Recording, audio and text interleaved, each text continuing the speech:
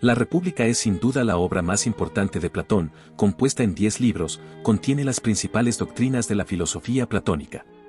Aquí está expuesto el pensamiento del filósofo, su doctrina de las ideas, según la cual, el mundo que percibimos con nuestros sentidos no es la realidad última, sino una mera sombra o reflejo de un mundo más verdadero y permanente, el mundo de las ideas o formas. También está presente su teoría y creencias con respecto al alma, como una entidad inmortal y eterna que preexiste antes de habitar un cuerpo y que sobrevive a la muerte de éste.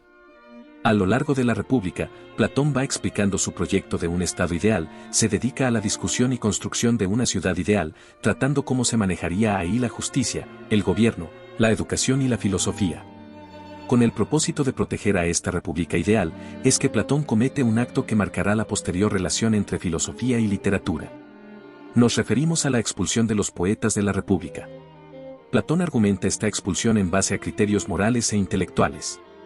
Los poetas no dicen la verdad, sus historias son falsas, a menudo representan a héroes y dioses actuando de manera inmoral, lo cual puede influir negativamente en los ciudadanos, especialmente en los jóvenes. La poesía es una imitación del mundo sensible, que a su vez es una imitación del mundo de las ideas, por tanto, la poesía está doblemente alejada de la verdad. Platón sostiene que la filosofía busca la verdad a través de la razón y el intelecto, mientras que la poesía se dirige a los sentimientos y puede perturbar el equilibrio racional del alma. Expuestas así las cosas, Platón, al querer despojar a la poesía del prestigio que tenía en su tiempo, busca establecer la filosofía como el único camino hacia la verdad y como la única fuente de conocimiento. Esta postura sentará las bases del conflicto y tensiones entre la filosofía y la literatura en el desarrollo posterior de la historia, en el que la primera intenta mantener su estatus y supremacía sobre la segunda y otras disciplinas. Sin embargo, con el tiempo, la filosofía pierde esa posición privilegiada con la llegada de la ciencia. La obra de Newton, basada en la observación, la experimentación controlada y el análisis matemático, destaca el ascenso de la ciencia moderna. Esto llevará a un mayor uso de los métodos científicos para obtener conocimiento confiable y objetivo sobre el mundo natural. Por su naturaleza misma, la ciencia no incurre en los idealismos de la filosofía, que tiende a encontrar la razón última de las cosas en demiurgos, motores perpetuos, substancias, mónadas o espíritus absolutos, entidades metafísicas a través de los cuales los filósofos a lo largo del tiempo han intentado explicar la realidad. En el bando de la literatura, serán otros poetas a lo largo de la historia los que defiendan su arte. En el siglo XIV Boccaccio lo hará en la genealogía de los dioses paganos, y más tarde otros poetas como Shelley, en su Defense of Poetry continuarán alegando a su favor, a inicios del siglo XIX. Queda también patente la incomprensión que los filósofos tienen de lo que la literatura es, puesto que no entienden lo que es la ficción, se la toman como si fuera de verdad, la misma literatura, por otro lado. No se toma en serio sus propias historias, sus dioses, ni sus actos. Al contrario, se burla abiertamente de la filosofía y la religión, haciendo mofa de las doctrinas y concepciones de la una y la otra. Una muestra categórica de esto es la obra de Luciano de Samosata, claramente escéptica y crítica respecto a las religiones y filosofías. En sus diálogos e historias, dioses y filósofos son ridiculizados. Veamos, como ejemplo la historia verdadera o relatos verídicos, obra satírica y fantástica escrita por Luciano en el siglo II después de Cristo, una sátira de los relatos de viajes y exploraciones populares en la antigua Grecia y Roma. Luciano presenta la historia verdadera como un relato de viaje que comienza con su partida de la isla de Samosata en un viaje marítimo. En su travesía, Luciano y su tripulación se encuentran con una serie de islas y tierras extrañas. Una de estas islas es la de los dichosos, donde habían ido a parar después de la muerte las almas de varios héroes y hombres sabios.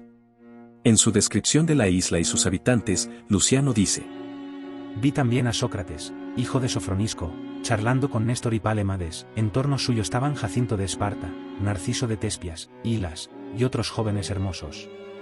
A mi parecer, tenía amores con Jacinto, pues era él a quien más frecuentemente refutaba. Unos párrafos más adelante, al describir las relaciones de los habitantes de la isla, vuelve a hablar sobre Sócrates. En cuanto a la práctica del amor, mantienen el criterio de unirse abiertamente a la vista de todos, tanto con mujeres como con hombres, y en modo alguno ello les parece vergonzoso. Tan solo Sócrates se deshacía en juramentos, asegurando que sus relaciones con los jóvenes eran puras, mas todos le acusaban de perjurio, ya que con frecuencia el propio Jacinto Narciso habían confesado, mientras él lo negaba. Estos pasajes hacen clara referencia a la pedantía de Sócrates, de sobra conocida en la antigüedad. Un poco antes, Luciano se burla de la República de Platón, cuando explica por qué el filósofo no está en la isla de los dichosos. Tan solo Platón no estaba allí, pues decían que habitaba en la ciudad que él mismo había imaginado, disfrutando de la constitución y las leyes que redactara. Y se burla también de Platón en otro pasaje donde habla de las costumbres de los habitantes de esa isla. Las mujeres son todas de la comunidad y nadie siente celos de su vecino, en eso son superplatónicos. En el banquete o los lapitas, diálogo que transcurre durante un banquete para celebrar unas bodas, uno de los personajes dice: lo mejor sería no necesitar del matrimonio, sino, siguiendo a Platón y Sócrates, amar a los jóvenes, al menos, solo quienes procedan así pueden alcanzar la perfección en virtud. Mas, si es preciso casarse con mujeres, de acuerdo con la tesis de Platón deberían ser comunes las esposas, para que estuviéramos exentos de celos. Pero no son solo Platón y Sócrates sobre quienes Luciano deja caer su humor y sus recriminaciones. A lo largo de su obra se hallan ridiculizadas las distintas escuelas filosóficas de su tiempo, los pitagóricos, platónicos, estoicos, cínicos y epicúreos. Les recrimina a todos su hipocresía al predicar la virtud y la abstención de lujos, cuando en la práctica hacen todo lo contrario. En este sentido, en el diálogo, titulado Menipo o Necromancia, Menipo, que desciende al inframundo y vuelve para contar lo que vio, se expresa así de los filósofos. Pero, con mucho, lo más inexplicable de ellos era lo siguiente: fijándome con atención descubrí que esos mismos individuos observaban un comportamiento radicalmente opuesto al que predicaban en sus discursos. Quienes exhortaban a despreciar las riquezas veía yo que se aferraban a ellas, que discutían por los intereses, que educaban niños por un sueldo y que, por las riquezas, eran capaces de soportar cualquier humillación. A quienes rechazaban la fama los vi encaminar todas sus palabras y obras al único objetivo de conseguirla, y a casi todos los que ponían al placer en la picota, acomodarse a él y solo a él. Y en El pescador o los resucitados uno de los personajes se expresa así de los filósofos en general. Todo lo que dicen, como por ejemplo que desprecian las riquezas y la fama y que solo consideran bueno lo bello y el no irritarse, que desprecian a esas gentes brillantes y que hablan con ellos desde un plano de igual honra, todo eso es muy bonito, dioses. Y demasiado sabio y admirable como para ser cierto. Todo eso lo van enseñando por dinero y miran pasmados a los ricos y se quedan con la boca abierta ante el dinero, más irritables que los perrillos, más cobardes que las liebres, más lisonjeros que los monos, más indómitos que los burros, más ladrones que los gatos, más peleones que los gallos. Naturalmente, se exponen al ridículo cuando se empujan por todo eso, y se dan codazos a las puertas de las casas de los ricos, y asisten a banquetes a los que acude mucha gente, en ellos les hacen grandes cumplidos, y se hartan de comer por encima del límite de lo correcto, y dan impresión de estar regañando, y dejan caer sobre la copa una filosofía desagradable y fuera de tono y no aguantan el vino puro. Y los ciudadanos de a pie que están allí, como es natural, se ríen y sienten una aversión total hacia la filosofía, si es que genera unos ejemplares de esta ralea. Platón intentó quitar a la poesía el prestigio que tenía y buscó deslegitimarla, para dar de esta forma a los filósofos el cargo de la educación en las polis, por el cual competían con los poetas.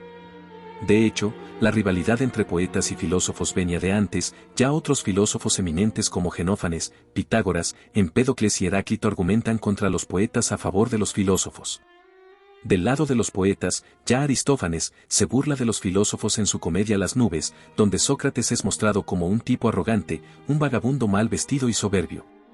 Separadas entonces por el concepto de ficción, la literatura se ha reído de las pretensiones de la filosofía y la religión. La obra de Luciano de Samosata no es el único ejemplo, también las obras de Miguel de Cervantes, François Rabelais y Geoffrey Chaucer entre otros son muestra de la irreverencia de la literatura. Para terminar, no deja de ser curioso cómo los filósofos han usado formas literarias para difundir su obra. El propio Platón usó antes que Luciano de Samosata el diálogo, aprovechó también los mitos, reconoció su valor funcional para hacer accesibles sus reflexiones.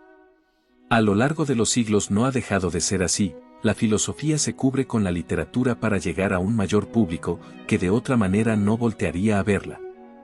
En este sentido están hechas las novelas y el teatro de Albert Camus y Sartre. La literatura puede prescindir o estar en contra de la filosofía, mientras que esta última, por más elevada que sea, encuentra en la literatura un refugio, sin el cual se disolvería en la abstracción y el olvido.